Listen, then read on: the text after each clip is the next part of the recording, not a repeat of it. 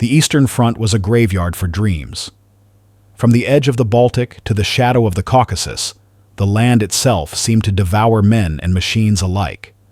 But above those frozen fields, a sound began to haunt the German armies, a shriek of metal, a thunder of engines descending from gray skies.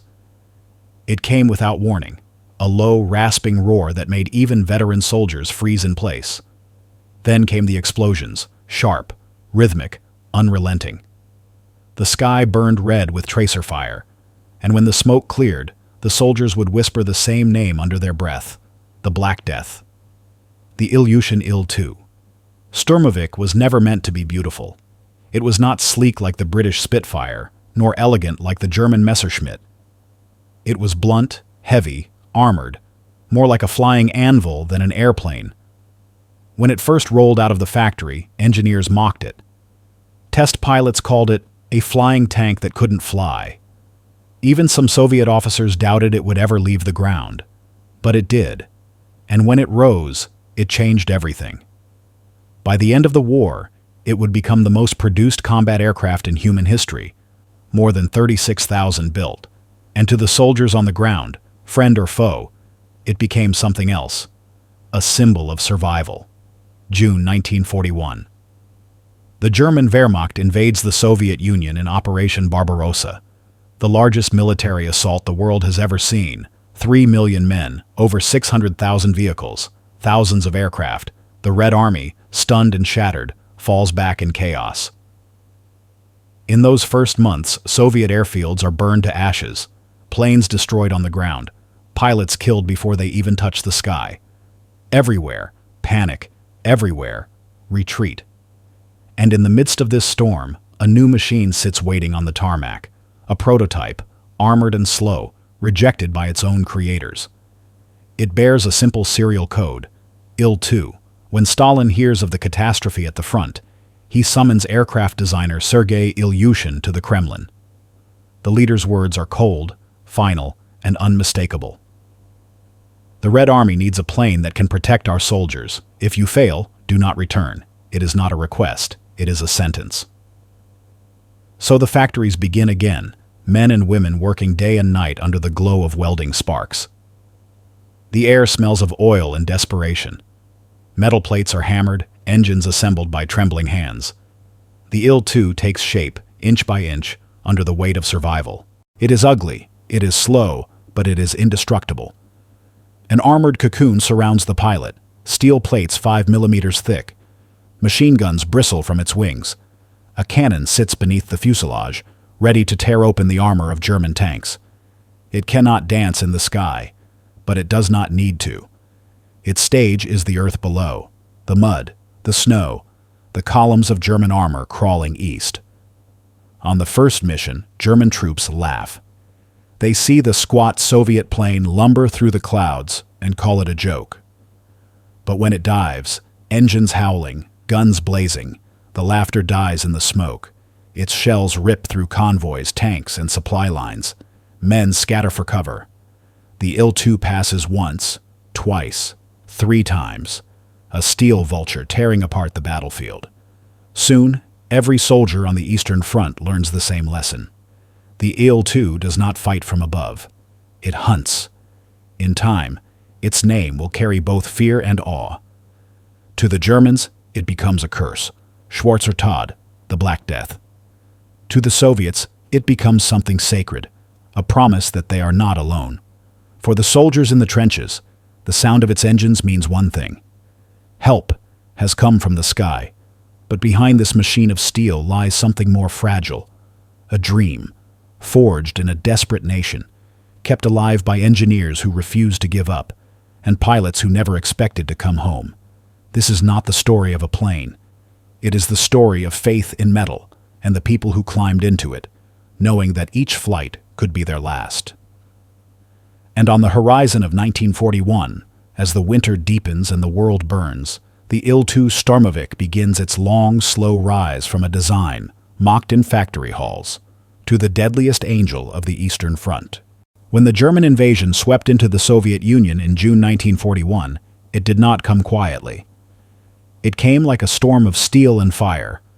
Operation Barbarossa, the largest invasion in human history, shattered the dawn over the Eastern Front. 3 million German soldiers, thousands of tanks, and an armada of aircraft crossed into Soviet territory. The Wehrmacht advanced with terrifying precision, carving through cities and fields, crushing resistance in a storm that seemed unstoppable. For the Red Army, it was not just a defeat. It was humiliation. Entire divisions collapsed. Villages burned. The Luftwaffe ruled the skies, strafing retreating Soviet troops, tearing apart trains, convoys, and supply lines. Every road east was a line of wreckage. And in that chaos, one question echoed across Soviet command posts. How do you fight an enemy that owns the sky? The Soviet Air Force, the VVS, had entered the war unprepared. Its aircraft were outdated, its pilots undertrained, and its tactics rigid. Against the sleek Messerschmitt Bf-109s and the deadly Stuka dive bombers, the Soviet skies became a graveyard. Factories fell. Airfields were overrun. Within weeks, hundreds of Soviet aircraft lay destroyed, not in battle, but on the ground, burned before they could even take off. But among the panic and loss, one aircraft, awkward, heavy, and unlike anything else in the sky, was about to prove that survival was still possible. The Ilyushin Il-2, a strange, almost clumsy machine so thickly armored that early test pilots joked it flew like a brick. It wasn't elegant, it wasn't fast, but it was born with a purpose: to bring the war down to the ground and to survive it. Even before the war, its creator, Sergei Ilyushin, had been fighting his own quiet battle. He was no general, no politician, just an engineer, but one who understood what modern war demanded. In the late 1930s, as the Soviet Union raced to modernize, Ilyushin proposed something radical: a plane that would not chase enemy fighters, but hunt their armies instead. It would dive low, pierce through gunfire, and destroy tanks, artillery, and columns of men. An armored stormbird, half aircraft, half tank. To most Soviet officials, the idea sounded absurd. Planes were meant to be fast and light, not weighed down with steel. One designer sneered, "You want to make it fly with armor? Then why not put treads on it and call it a tractor?" But Ilyushin persisted. He designed the aircraft around a shell of armor plating, not just as protection, but as part of the structure itself. The cockpit, engine, and fuel lines were encased in a shell of steel alloy up to 12 millimeters thick. To the skeptics, it looked ungainly. To Ilyushin, it looked alive.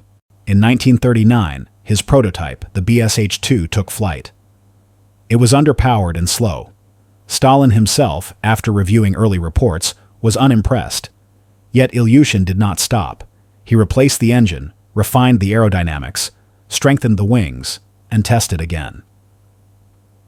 By 1941, as the world teetered on the edge of chaos, the Il-2 Sturmovik was born, the world's first true flying tank. But war does not wait for perfection. When the invasion came, the Soviet Union threw everything it had into the air, including unfinished Il-2s straight from the factories. Many arrived at the front without proper gun sights, armor plating incomplete, radios missing. Pilots had to learn on the job, some with less than 10 hours of flight experience. They flew anyway. At first, even Soviet pilots hated the machine. It was heavy on the controls, hard to maneuver.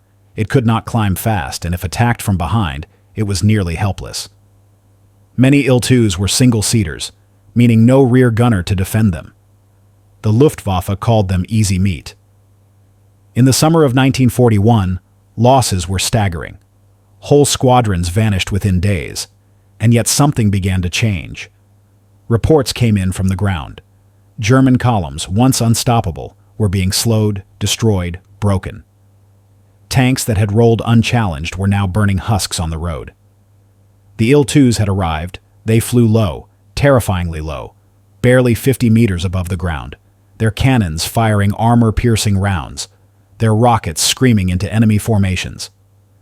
German soldiers began to recognize the distinct howl of their engines, a sound that froze the blood before the first shell even landed. And soon, a new name began to spread among the Wehrmacht, der Schwarze Tod, the Black Death. For the first time, the Red Army had a weapon that could strike back not from above the clouds, but from the dirt and smoke of the battlefield itself. Still, the price was immense. Every victory came soaked in loss. Pilots rarely survived more than a few missions. Factories struggled to replace what was destroyed each week. Yet behind it all, behind every sortie, every wreck, every burst of tracer fire, there was a quiet conviction taking root in Soviet hearts. If the enemy ruled the skies, then they would make the skies bleed.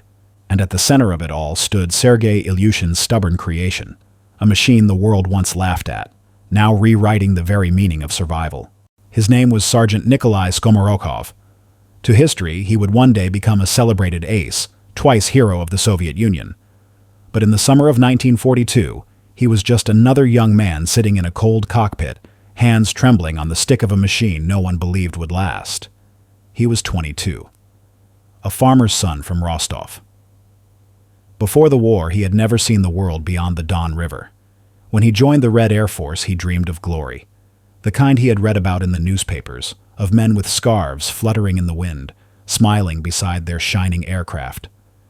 But the reality was not made of smiles.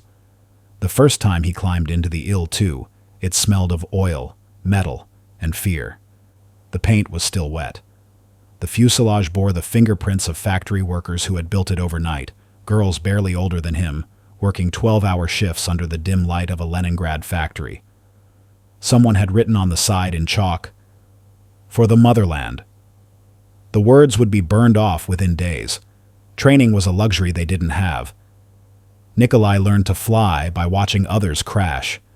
Instructors barked, "You will live or die depending on how low you fly. Remember that." He remembered. They took off from crude airstrips carved out of frozen soil.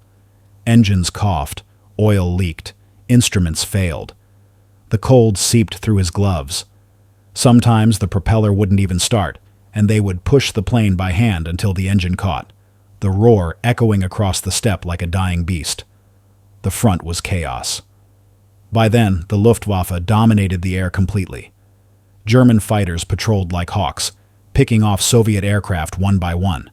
Every time an Il-2 took off, the men on the ground would watch and quietly count how many came back. Most days, only half returned, and yet they flew again. The Il-2 was no beauty. Its armor made it sluggish. Its wings seemed too short, its body too thick. The pilot sat low, almost blind to what was behind him. But to those who survived their first mission, it revealed something extraordinary. It could take punishment and keep flying. Nikolai's first combat sortie was near Stalingrad, late summer 1942. His target, a German tank column pushing toward the Volga. As they approached, the sky filled with flak, black clouds blooming in the sunlight. The ground looked like it was boiling. His squadron leader's voice cracked over the radio. "Stay low, hit fast, don't look back." Nikolai dove. The wind screamed past the canopy. The earth rushed up. He released his rockets, two trails of fire streaking toward the armored line below. A flash, a shockwave. Tanks exploded like struck matches. Then came the counterfire, machine guns, tracers, the metallic hiss of shells ripping through the air. A burst struck the right wing. Another hit the tail. He felt the plane shudder but held the stick firm. The Il-2 groaned but refused to fall. He pulled up, heart hammering, smoke trailing behind him. When he returned to base, the mechanics counted 72 bullet holes in the fuselage. The armor was torn and bent. The cockpit glass shattered, but the plane and the pilot were alive. From that day, Nikolai's faith in the machine was unshakable. He began to see it not as a burden, but as a companion, a creature that shared his fear, his determination, his will to survive. He often spoke to it before each flight, not in prayer, but in gratitude. "Come on, my iron bird," he would whisper. "Let's fly one more time." The other pilots laughed. But in war, rituals mattered. Each of them needed something to believe in. Some carried photos of mothers or sweethearts. Others wore lucky coins. Nikolai had his Il-2. He named it Masha, after a girl he once met before the war, whose smile he barely remembered. On the fuselage, he scratched the name with a knife, beneath the fading slogan, "For the Motherland." Two promises, side by side, one for the country, one for a memory. By autumn, the Il-2s had become a familiar sight across the Eastern Front. They flew in groups of 4, low and straight, like arrows drawn from the same bow. When German troops heard their engines, they dove for cover, shouting warnings. "Sturmoviks, down!" The Germans learned to fear the shriek of their rockets, the thunder of their cannons. But what they did not see, what no one could see, were the faces inside those armored shells. Young men like Nikolai, who trembled before each flight, who knew that survival was a matter of inches, seconds, and luck. For every plane that struck its target, another burned on the steppe. For every victory, a letter was written. "We regret to inform you." Still, they kept flying, because the front demanded it. Because every train destroyed, every tank halted, meant another day of life for the soldiers on the ground. And in the endless sky over Stalingrad, where smoke and ash formed a second horizon, the legend of the Il-2 and of men like Nikolai began to take root. A legend forged not from triumph, but from endurance. Not from glory, but from the refusal to die. The winter of 1942 came like a blade.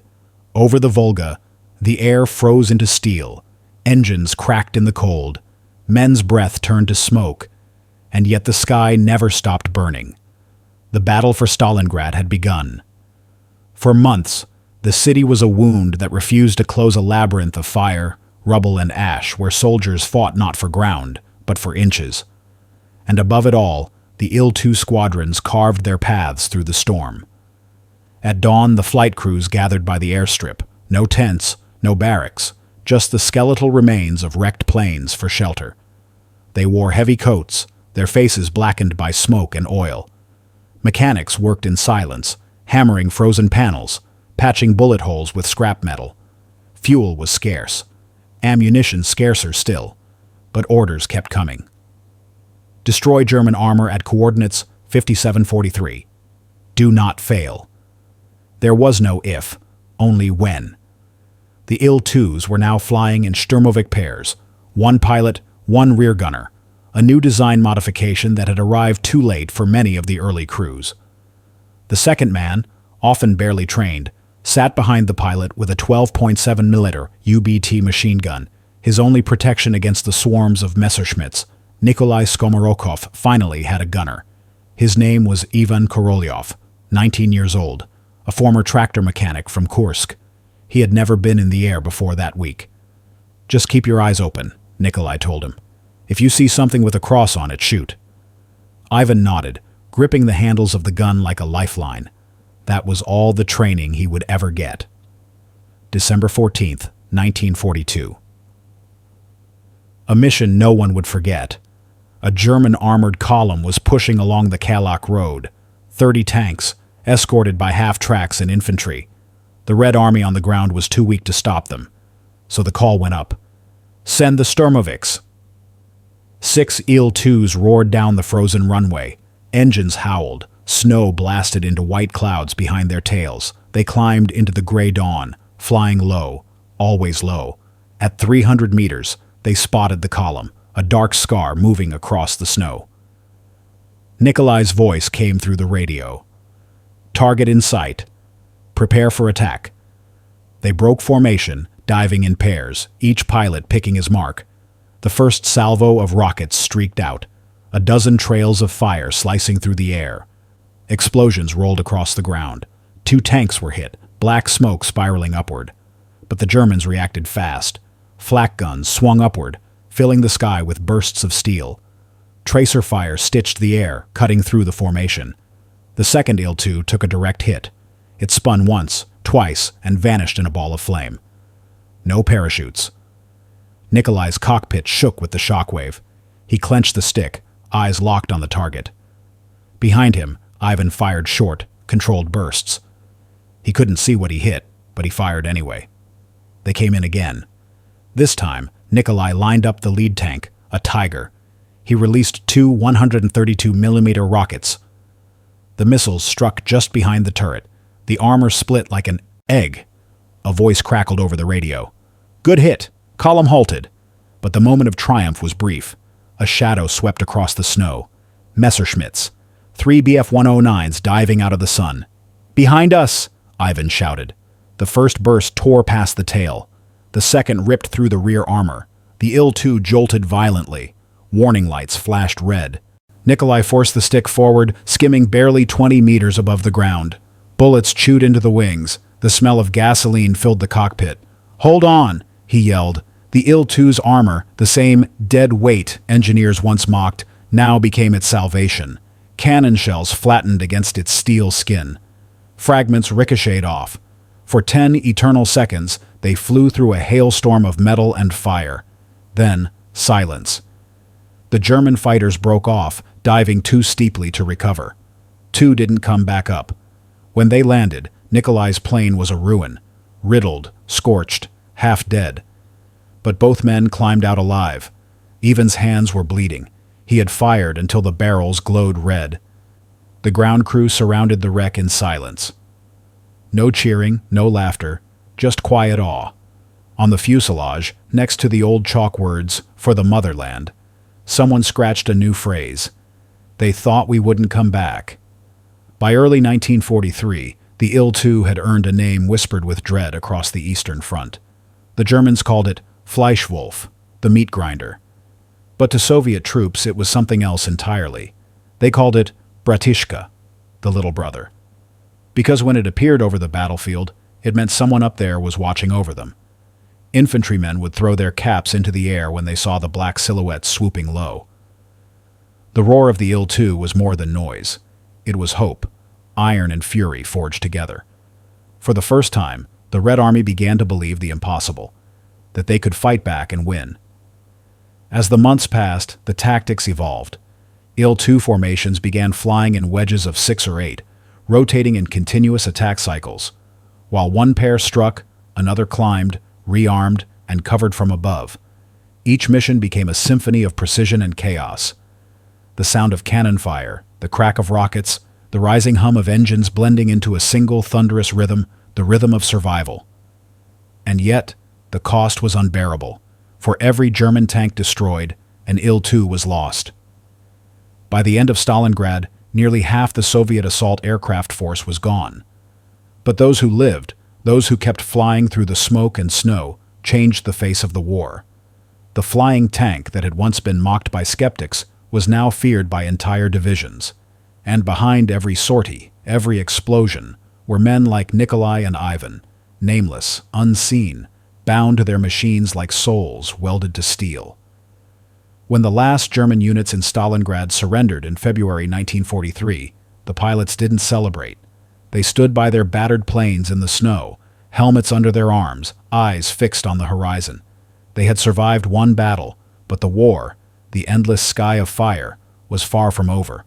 The Il-2s would rise again, and soon they would earn a darker, deadlier name. Spring came late to the steppe.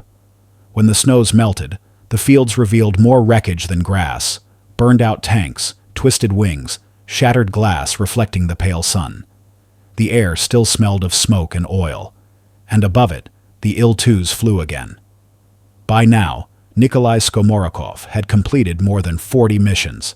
He no longer flinched at the sound of gunfire, nor counted the bullet holes after landing. But something inside him, the part that once felt alive when the engine roared, was changing. War had become a rhythm. Wake before dawn. Check fuel. Check guns. Check bombs. Fly.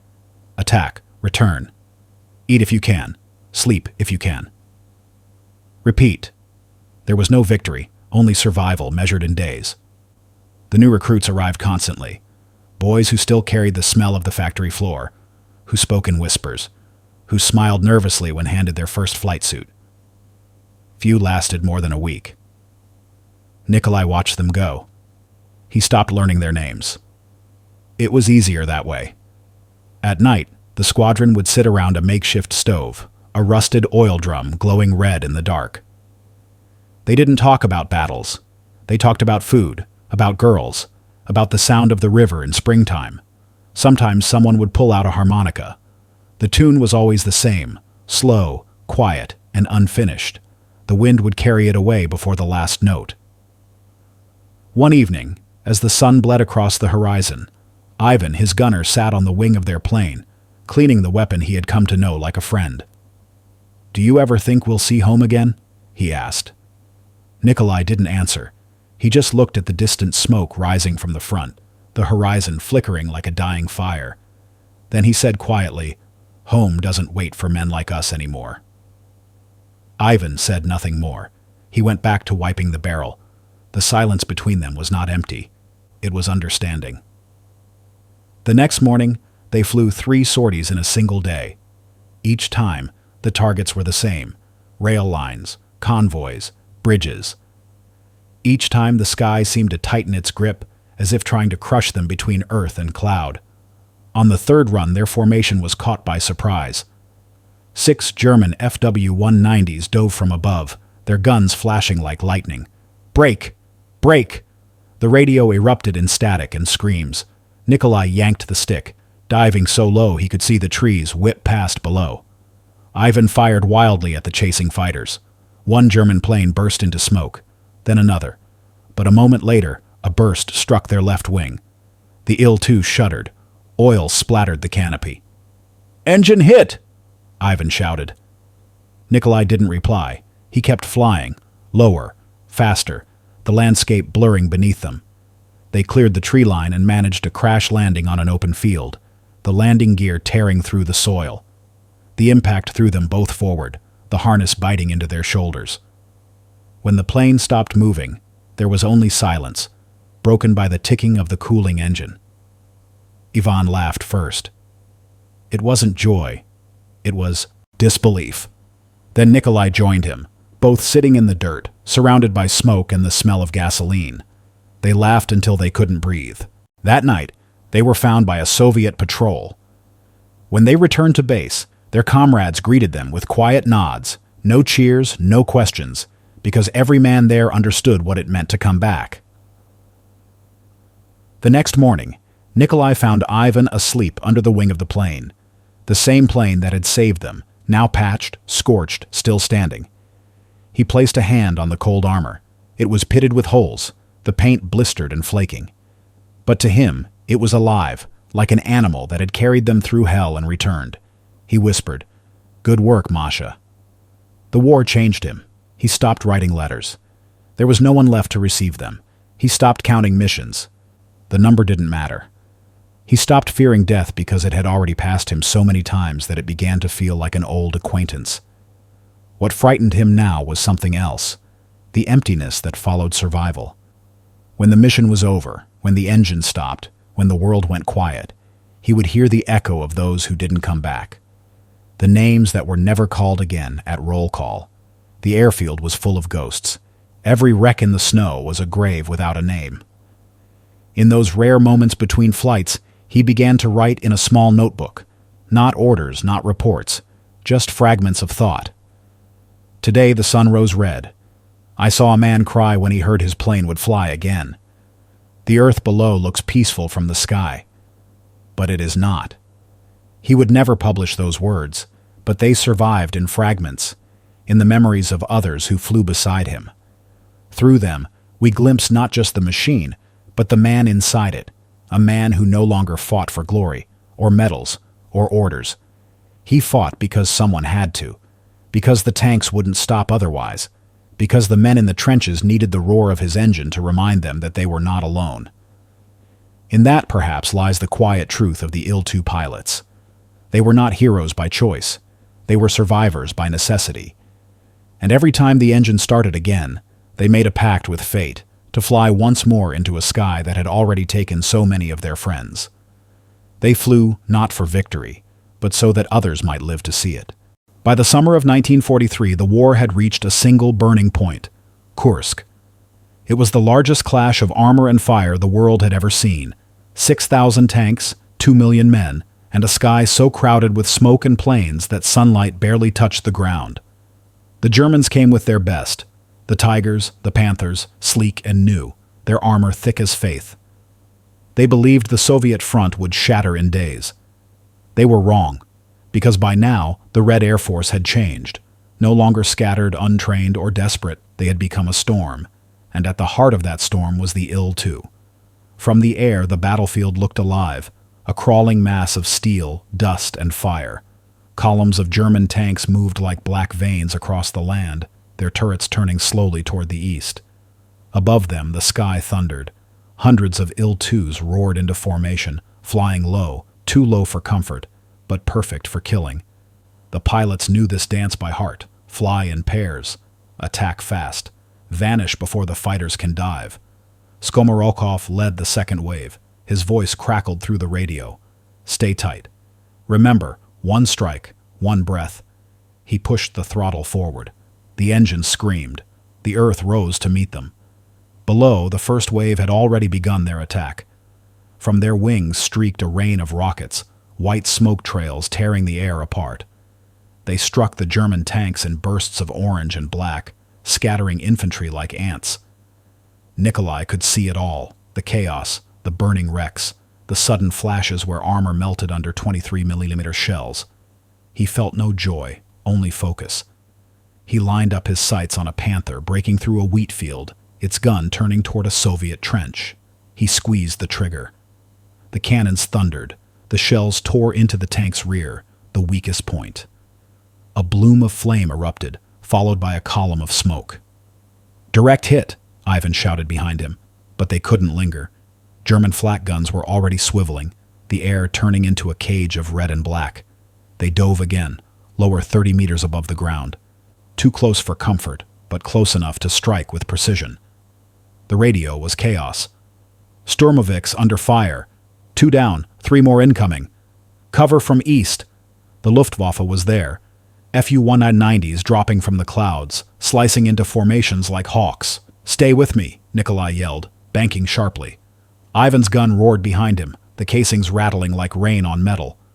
One German fighter overshot, then exploded a bright flash in the smoky sky.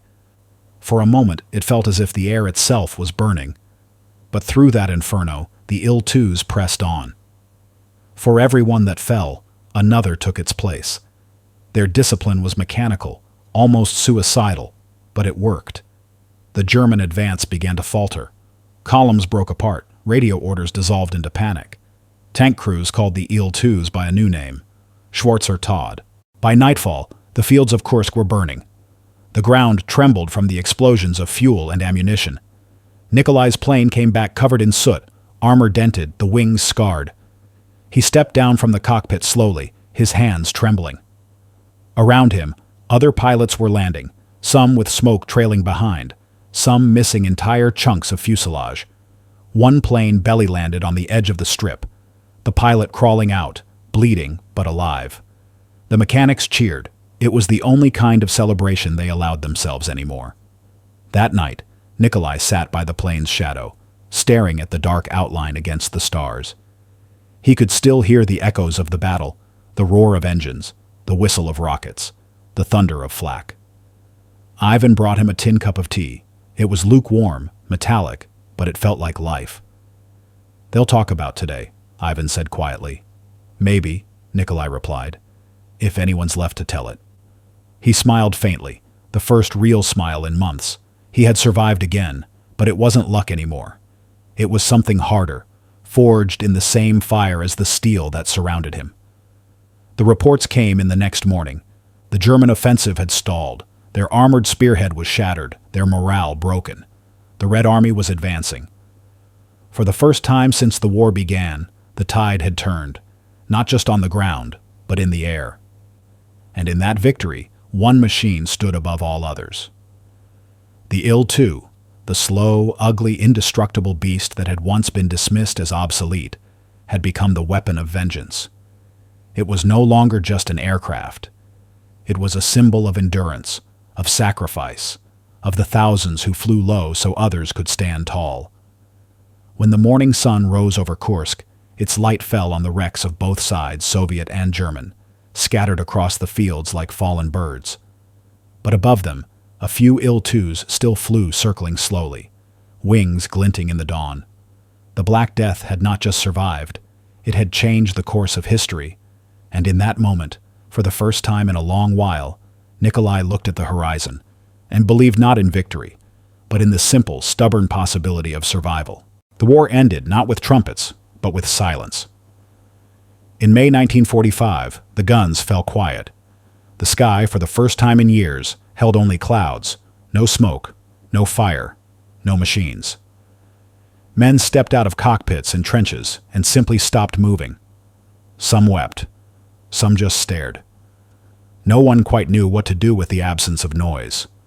For Nikolai Skomorokov, it was a strange kind of peace, heavy, uncertain, and full of ghosts. He had survived 600 missions. He had watched squadrons vanish, airfields burn, and the horizon turn red so many times that daylight itself now felt like a trick. The Il-2, his old companion, his Masha, stood idle at the edge of the airfield, wings patched and scarred, its paint faded to dull gray. The war was over, and yet he still woke before dawn, listening for the engine that would never start again. Demobilization was a slow unraveling. Men returned home, if home still existed. Villages were gone. Families had moved or perished. The world had changed shape. For those who had lived in the sky, there was nowhere to land. At first, they were celebrated. Medals, parades, speeches about sacrifice and victory. But as months passed, the noise of peace replaced the noise of war, and the heroes became just men again. Factories were rebuilt. The new generation wanted to look forward, not back. The Il-2s, once symbols of survival, were dismantled for scrap. Nikolai watched one being cut apart, the wing falling away under the blow of a worker's hammer. The sound echoed like a gunshot. He turned and walked away before they finished. He took a small job at a flight school near Rostov, teaching cadets barely old enough to shave. They flew smooth new aircraft, lighter, faster, unscarred. He never spoke about the war unless they asked, and when they did, his answers were short. "Was it hard?" one boy asked. "Yes." "Were you afraid?" "Always." "Did you shoot down many Germans?" He paused, looking at the boy's clear, untroubled eyes. "No," he said quietly. "I just lived long enough to see too many die." That was all. Some nights, he would visit the small memorial at the edge of the airfield, a simple stone engraved with names. Too many names. He would touch each one with his fingertips, whispering as if answering roll call. He never prayed. He didn't believe the dead needed words, only memory. Once he found an Il-2 wreck in a nearby field, half buried in grass and rust. The canopy was shattered, the tail number still faintly visible. He sat beside it for a long time, running his hand along the broken armor. It was almost like seeing an old friend, ruined, but still there. He lit a cigarette and spoke softly, as he had once done before every flight. "Good work, old girl. You brought us home." Years passed. The world forgot the sound of the Il-2's engines. Jet planes filled the skies, sleek, silver, soulless things that cut through air like knives. The young pilots called them progress. To Nikolai, they sounded like ghosts pretending to be alive. He rarely flew anymore. His hearing had grown dull. The endless roar of engines had stolen it long ago. But when the wind was right, when it whistled low through the wheat fields, he could almost hear the echo of that deep, guttural roar, the voice of the flying tank. Sometimes he would look up suddenly, expecting to see dark wings crossing the sun. But the sky was always empty. In 1960, on the anniversary of Victory Day, he was invited to speak at a ceremony. He wore his uniform, carefully pressed, medals shining dully in the morning light.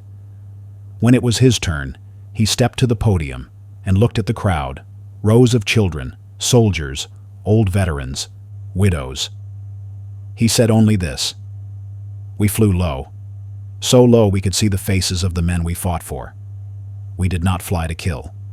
We flew so others could live, and that is enough." No applause followed, just quiet, the kind of quiet that meant understanding. That night, after the ceremony, he returned to his small apartment overlooking the river. The walls were lined with photos, not of medals or aircraft, but of the men he had flown with. Each one frozen in time, forever young. He poured himself a glass of vodka and stood by the window, watching the sunset turn the river gold. The wind shifted, carrying faintly the sound of a passing plane, a modern jet high above. He smiled, barely. "Too high," he murmured. "They'll never see the ground from up there." Then he raised his glass, not to victory, but to memory, to the machine that had carried him through hell, to the friends who had not returned, to the silence after the thunder. He drank, placed the glass down, and whispered the old words once more. "Let's fly one more time, Masha." And for a heartbeat, in the fading light, it almost felt like he did. Time moves differently after war. For those who lived it, decades pass like days, yet a single night of bombing can stretch across a lifetime. For the Il-2, the flying tank, its war ended long ago, but its echo still hums somewhere beneath the clouds. In the forests of Russia, under the moss and roots, wrecks still sleep silent, half buried, their aluminum ribs twisted and rusted. Children sometimes stumble upon them while playing, mistaking them for stones. Farmers dig them up with their plows, a fragment of steel, a piece of wing, a rusted plate with faded Cyrillic letters. The metal tells no stories, but the earth remembers. Historians often call the Il-2 a machine of victory. And yes, it was. It broke German armor at Kursk. It tore apart convoys on frozen rivers. It helped turn the tide on the Eastern Front.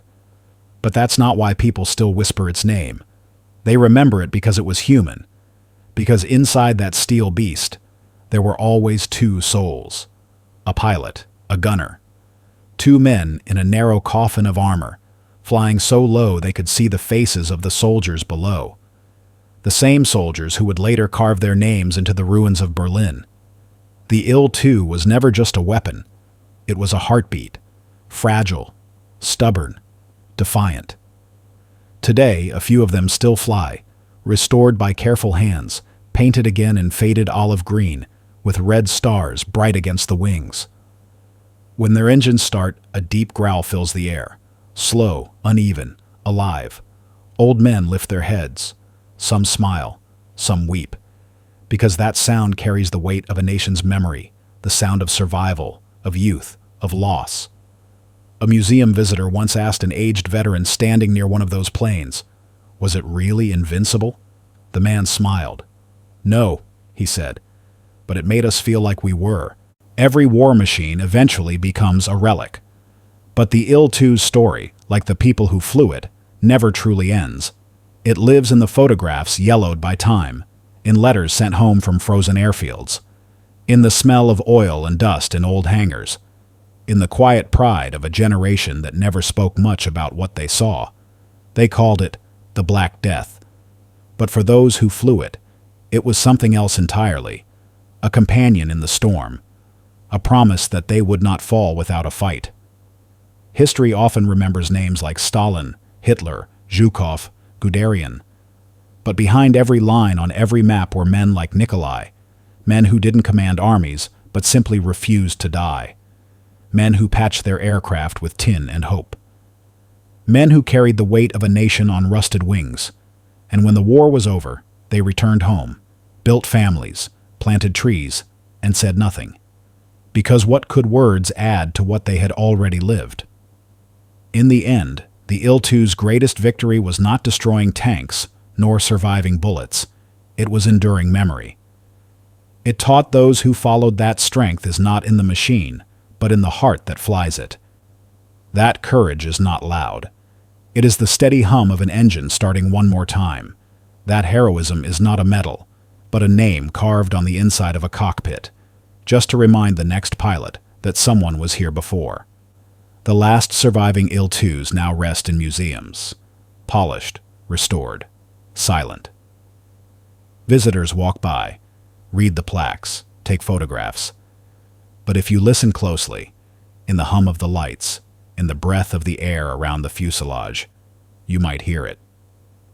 The faint sound of an engine turning over, the echo of courage, steel, and dust, the echo that remains. They laughed at the flying tank. Then the Il-2 Sturmovik dominated the Eastern Front.